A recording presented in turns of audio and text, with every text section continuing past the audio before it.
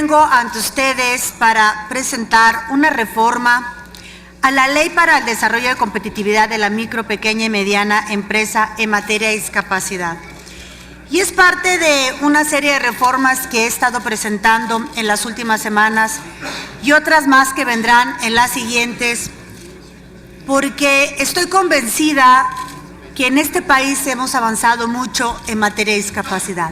La Ley General para la Inclusión de las Personas con Discapacidad ha sido un gran avance y que hoy es una ley paradigmática en el mundo, pero falta mucho más por hacer y tiene que ver con la armonización y la congruencia que tenemos que tener en nuestro marco jurídico con la reforma de derechos humanos de junio de 2011. Por ello, a continuación cito lo siguiente: la pobreza no es natural, es creada por el hombre y puede superarse y erradicarse mediante acciones de los seres humanos. Y erradicar la pobreza no es un acto de caridad, es un acto de justicia. Nelson Mandela.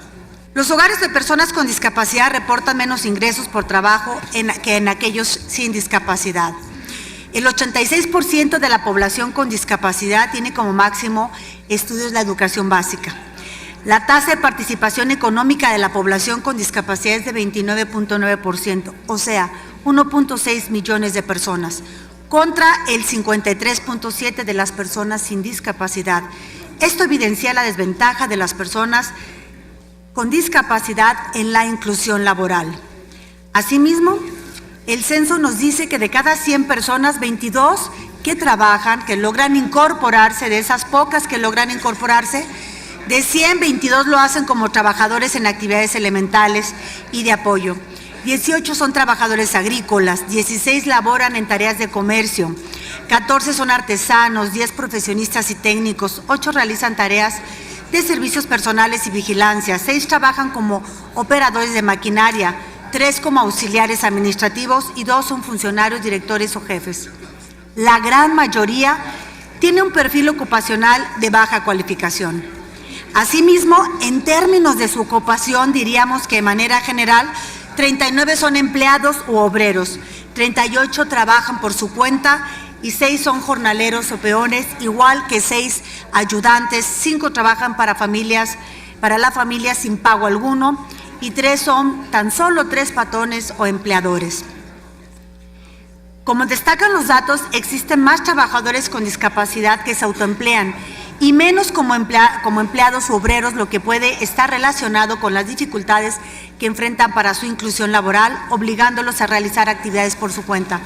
Y mucho tiene que ver, compañeros, que muchas personas ni siquiera pueden salir de su casa porque ni siquiera hay un transporte que les permita llegar a otros lugares. Es importante que los grupos vulnerables accedan al emprendimiento y al empleo de igualdad en condiciones para superar la adversidad e inequidad a la que están expuestos. La ENADIS 2010 también, que es la encuesta nacional sobre discriminación, nos revela que las personas con discapacidad encuestadas señalaron que el desempleo como el principal problema a que enfrentan. Los datos y referencias anteriores revelan la situación del emprendimiento y el acceso al empleo por parte de las personas con discapacidad, pero igual para las personas adultas mayores. Las pequeñas, medianas y microempresas son consideradas como el elemento fundamental de la economía interna de los países, con economías enfocadas a los mercados, al mercado tal como se muestra. En México, las pequeñas y medianas empresas, pymes, constituyen el 99.8% del total del universo de empresas. Según INEGI, en 2004 generan el 72% de la fuerza laboral.